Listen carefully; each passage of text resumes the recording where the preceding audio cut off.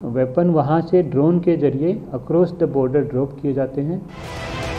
ड्रोने आसছে অস্ত্র, তাও আবার উদ্ধার চীন তুরস্কে তৈরি বিদেশি পিস্তল, সঙ্গে 92 রাউন্ড তাজা কার্তুজ। লালকেল্লার অদূরে বিস্ফোরণের আতঙ্ক কাটার আগেই আন্তর্জাতিক অস্ত্র পাচার চক্রের হদিশ মেলায় কার্যত ঘুম উড়েছে দিল্লি পুলিশের। গ্রেফতার করা হয়েছে অজয়, মনদীপ, দলবিন্দর এবং রোহন নামে 4 জনকে। এদের মধ্যে মনদীপ ওয়ান্টেড, তার 2 ঘনিষ্ঠ সহযোগী হলো রোহন আর মনু, দুজনেই উত্তরপ্রদেশের বাসিন্দা। ধৃতরা সোনু খাত্রিয়া গ্যাংয়ের সদস্য।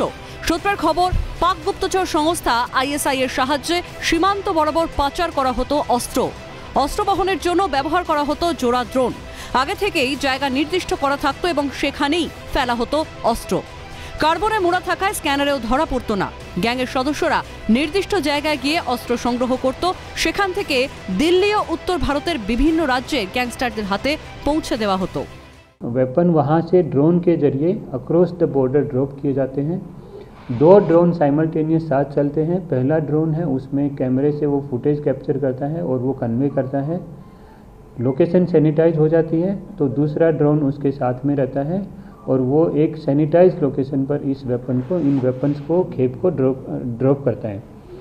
वेपन्स जो है वो कार्बन की पॉलीथीन में, कार्बन के कवर में लिपटे हुए होते हैं, जो किसी तरीके की स्क्रूटनी को इवेड कर देता है। ये ड्रोन्स लो फ्लाइंग रहते हैं, जो अदरवाइज भी रडार में कैप्चर नहीं हो पाते हैं।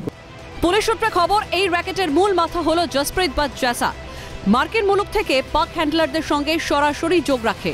এই অবস্থায় তদন্তকারীরা গ্যাংয়ের অন্যান্য সদস্যদের মোবাইল নাম্বার, ব্যাংক অ্যাকাউন্ট খতিয়ে দেখছে।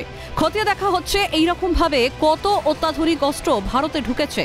লালকেল্লার অদূরে বিস্ফোরণের পরপরই আইএসআই এর সহযোগিতায় এই রকম আন্তর্জাতিক অস্ত্র পাচার চক্রের হদিশ যে তদন্তকারীদের কপালের ভাঁজ বাড়াচ্ছে তা আর বলার অপেক্ষা রাখে না। এই অবস্থায় অবসরপ্রাপ্ত সেনাকর্তা কর্নেল দীপ্তাংশু চৌধুরী নাগরিক সচেতনতার উপরেই জোর দিচ্ছেন।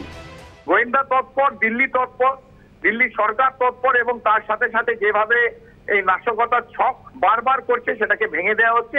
এটা যত তৎপর আমরা এই মডিউলটাকে ভেঙে দিতে পারি এবং দিল্লি সরকার নিশ্চিতভাবে এই মডিউলটা ভাঙার চেষ্টা করছে, তবে নাগরিক হিসেবে আমাদেরও খুব সচেতন থাকতে হবে। প্রাক্তন পুলিশ কর্তা অরিন্দম আচার্যের মতে বিচার ব্যবস্থার আমূল পরিবর্তন প্রয়োজন। বিচার ব্যবস্থাটাকেও কিন্তু আজকে আমূল পরিবর্তন করতে হবে, তা নয়তো কিন্তু আমার মনে হচ্ছে আগামী দিনে যে ভয়ঙ্কর কনস্পিরেসি চলছে ভারতকে খণ্ড খণ্ড করার, সেটা কিন্তু রোখা মুশকিল হয়ে যাবে। আন্তর্জাতিক সম্পর্ক বিশেষজ্ঞ দেবাশিস নন্দীর মতে, কাদের হাত দিয়ে কিভাবে আসছে অস্ত্র তাদের চিহ্নিত করা দরকার।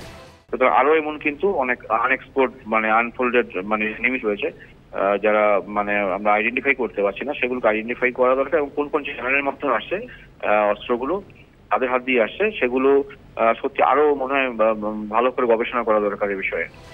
সপ্তাহ দুয়েক আগেই লালকেল্লার অদূরে বিস্ফোরণে এমনিতেই উদ্বেগ বাড়ছে, তার মধ্যে আন্তর্জাতিক অস্ত্র পাচার চক্রের হদিশ যে গোয়েন্দাদের কপালের ভাঁজ চওড়া করছে তা আর বলার অপেক্ষা রাখে না।